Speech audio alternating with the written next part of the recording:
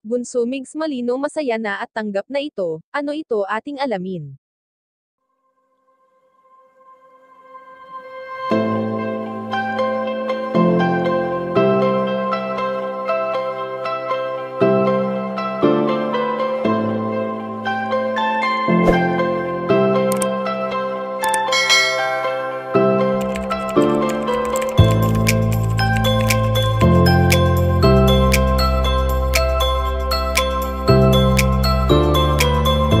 Hindi pa rin talaga nawawala ang karisma ng isang Bunso Migs Malino sa mga taong nananatiling totoo sa kanya. Alam naman natin kung gaano kaganda ang hangarin ng binata sa mga taong lubos na nangangailangan at ito nga ay ang kanyang matulungan.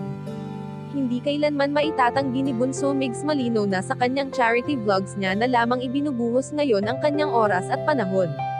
Sapagkat kung ating matatandaan noon na tanging kay Cutie Mahal umiikot ang kanyang mundo, na ngayon ay nagsisilbing alaala na lamang sa kanya. Sa nagdaang ilang taon sa buhay ni Bunso Migs Malino ay hindi ito totally naging masaya, sapagkat sa kanyang puso at isipan ay lubos na may kulang at ito ay ang kanyang dating katambal. Subalit kahit hindi na muling babalik pa sa piling ng binata ang babaeng kanyang minamahal ay patuloy niya pa rin itong inaalala.